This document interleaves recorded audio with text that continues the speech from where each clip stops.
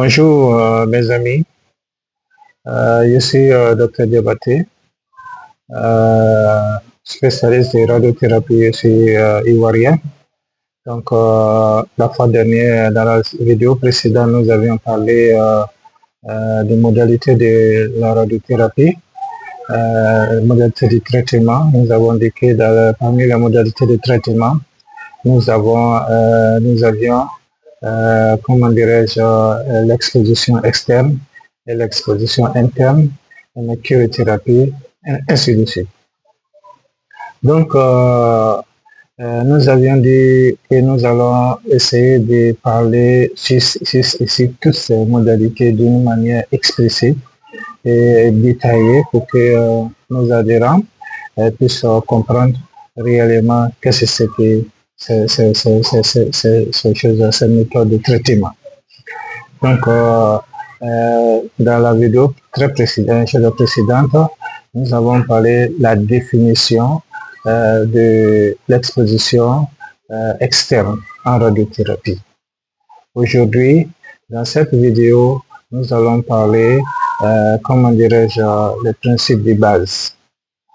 Comme la fois dernière, nous avons expliqué les points essentiels que nous devons discuter ensemble sur ces points-là pour pouvoir mieux comprendre l'exposition externe. Donc, nous avons parlé des principes de base et les deux grandes catégories de radiothérapie externe. Troisième point, nous allons parler des étapes clés d'un traitement par exposition externe. Quatrième point, nous allons parler aussi des effets secondaires. Et cinquième point, nous allons parler des avantages et inconvénients. Et le dernier, nous allons faire une conclusion de tout ce que nous avions parlé.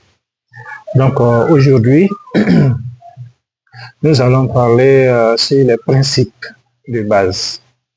Principes de base, pourquoi nous utilisons des appareils en distance pour traiter les cellules cancéreuses. Donc, le principe fondamental est d'utiliser des rayonnements ionisants. Nous utilisons les rayonnements ionisants, c'est-à-dire les rayons X, rayons gamma ou électrons. Ça, ce sont les rayonnements ionisants pour endommager. Notre objectif pour endommager l'ADN des cellules cancéreuses. Parce que c'est à travers l'ADN que la tumeur et les cellules cancéreuses, le cancer progresse. Donc si on essaie d'endommager l'ADN à travers la radiation, donc ça va nous donner un atout pour pouvoir maîtriser les cellules cancéreuses, pour ne pas que ça se propage dans le corps humain. Et pourquoi nous endommageons l'ADN des cellules cancéreuses? Afin de les empêcher de se multiplier et de conduire à leur mort.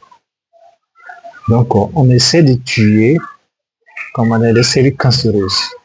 Si on tue l'ADN, ou on endommage l'ADN des cellules cancéreuses, sans doute, la cellule cancéreuse va disparaître. Donc, les cellules saines, elles aussi vont prendre certaines doses.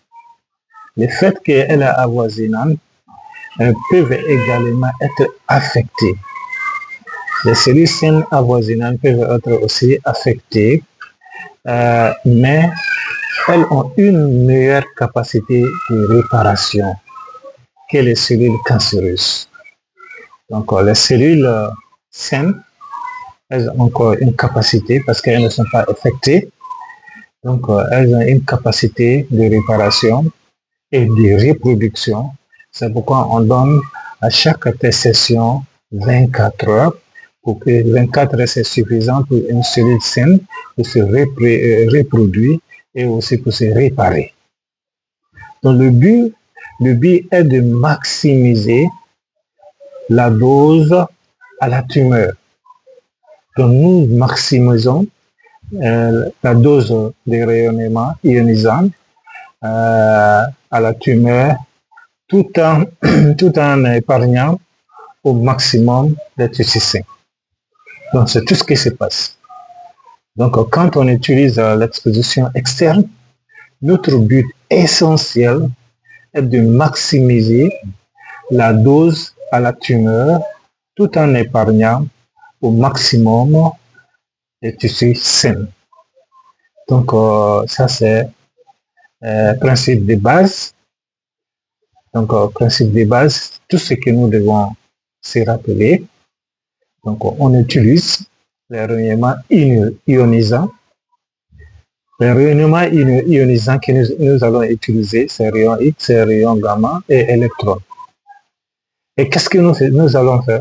Nous utilisons pour endommager l'ADN des cellules cancéreuses. Pourquoi? Afin de l'empêcher de se multiplier et de conduire à la mort. Quand l'ADN est touché, cellule cancéreuse va mourir. Donc, ensuite, les cellules saines avoisinantes peuvent également être affectées, mais elles ont une meilleure capacité de réparation que les cellules cancéreuses. Quel est notre but? Le but est de maximiser la dose à la tumeur tout en épargnant au maximum les tissus sains. Donc, je pense que la base, le principe de base du traitement de l'exposition externe, je pense que c'est très explicite et compréhensible.